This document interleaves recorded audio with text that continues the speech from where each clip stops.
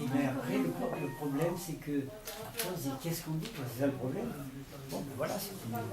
Merci beaucoup. Vous ne voyez plus de psychanalystes, de coachs, d'acteurs, de metteurs en scène, de directeurs cinématographiques, de gens d'argent, de politiques, de mafieux. Si, après bien des sevrages, elle ne prenait plus que très peu d'antidépresseurs pour arriver à, pour supporter et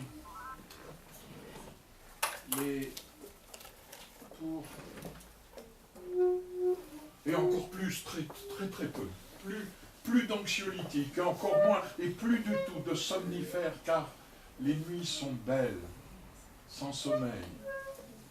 Et les rêves de grenades explosées, d'oranges sanguines étranglées, de pieds coupés, ne la fait plus frissonner. De la cervelle jusqu'aux orteils, le cauchemar du cœur qui bat de plus en plus lentement ne la ferait plus se dresser dans la nuit, en sueur et en hurlement. Où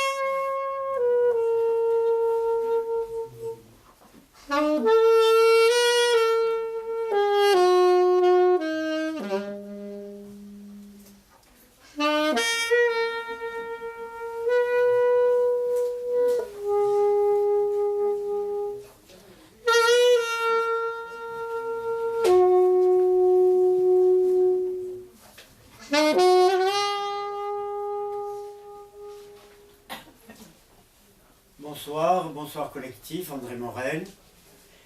Il faut dire que lorsque Jean-Claude Gross nous a dit « J'ai un projet sur Marilyn Monroe », « What hein? What else ?» comme dit l'autre, c'était un peu surprenant parce qu'on avait déjà travaillé pour lui sur un autre projet qui s'appelait « Envie de Méditerranée » où chacun exprimait à sa guise son désir, son besoin, son ancrage dans la Méditerranée ou sur le pourtour de la Méditerranée. Voilà, donc ça m'a intéressé parce que ça m'a beaucoup questionné. D'ailleurs, vous allez le voir tout de suite. Mon texte s'appelle « Il fait toujours beau au-dessus des nuages ». Entendre la proposition, adhérer sans réfléchir, décision de l'instant, de l'instinct, épiderme, et dire un oui irraisonné, s'engager à écrire, être l'un des 36 auteurs, turiféraire ou iconoclaste, 36 auteurs pour le cinquantenaire de sa mort célébré par les cahiers de l'Égaré. 36, comme 36 ans, l'âge de Marilyn retrouvé sans vie le 5 août 1962. Corps nu, à plat ventre, sur son lit défait, le téléphone ami à ses côtés. Présence symbole pour quelle tentative de dernier appel au secours? Suite à quelle overdose? Pour quelle ultime terreur, après un plausible acte suicidaire, tant de fois rêvé ou avorté? Pour quel inutile ressort d'énergie? Ou quelle mise en scène de quel assassinat? Par qui? Et pourquoi? Pour quel secret de l'intime? Ou pour quelle funeste déraison d'État? Accepter l'idée et se sentir démuni, commémoré, évoqué, encensé, dénigré, mais qui? La femme, l'actrice, le mythe? Mais quoi? La vie écartelée d'une star schizophrène? Et par quels moyens? Sur quelle base? Abreuvé à quelle source? À ces films dans leur non-dit élus en creux? à ses mémoires, à ses biographies réalistes ou imaginaires, à ses interviews, sucre et candeur, ironie et mystère, à l'immortalité de l'affiche tableau d'Andy Warhol, démultipliée à l'infini et partant dévalorisée, démonétisée, avec son visage stylisé, déshumanisé, l'outrancière caricature des couleurs de ses traits, ou entreprendre l'aventure d'un parcours à l'envers, explorateur à retrousser le temps, sans plan et sans boussole, pour parcourir les lieux, pour s'inspirer des paysages, pour rencontrer les témoins de son passage, de sa métamorphose, du transformisme de soi à soi.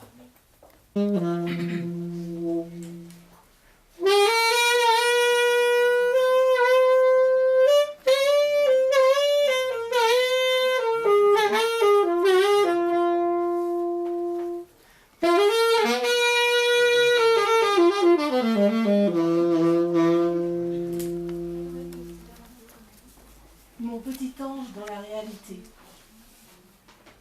Marilyn sur un banc, 1945. Marilyn a 18 ans et s'appelle encore Norma Jean. Elle n'aime pas ses cheveux. Elle dit, on dirait un de ces trucs pour récurer la vaisselle. Du moins, c'est comme ça que le sous-titre serait écrit en dessous de l'image Technicolor. Blonde, elle? Non, pas elle. Mais pour être une star, blonde, ça aide. Marilyn sur un banc, 1968. Marilyn a 18 ans et s'appelle encore Ingrid. Elle dit qu'elle n'aime pas porter de soutien-gorge, contrairement à la Marilyn de 45. Elle s'en fout un peu de s'épiler les aisselles. Un peu de colle sur les yeux, ça oui, pour être aimée entre manif et assemblée générale, ça aide. Marilyn sur un banc, 2011. Marilyn a 18 ans et s'appelle encore Yasmine. Elle n'aime pas que son frère lui parle du voile et lui dise que pour se faire respecter, ça aide. Marilyn suit sur Internet et à la télé les événements de l'autre côté de la mer. Plus tard, elle sera journaliste ou écrivain. Elle parlera, elle dira, elle ne les laissera pas. Marilyn, mon petit ange dans la réalité. Comme une aquarelle qui prendrait vie. Comme une affiche délavée. Marilyn papier, Marilyn bout de film inflammable. Se dire que cette vie qui s'échappe, c'est de la chair, c'est de la peau. C'est chaleur, odeur, satin du toucher, rêche des cheveux maltins pour ressembler à... penser à la douleur que ce corps contenait. Non, c'est difficile d'oublier. Il y a toujours une publicité, une émission. Le soleil ne vous gêne pas? Tenez, prenez ce vieux chapeau de paille, il était à ma femme. On est restés mariés 40 ans. Elle est partie d'un coup, comme ça, sur cette balancette. Mais je vous embête avec mes histoires. C'est pas pour ça que vous êtes venus, n'est-ce pas? Personne ne vient jamais me voir.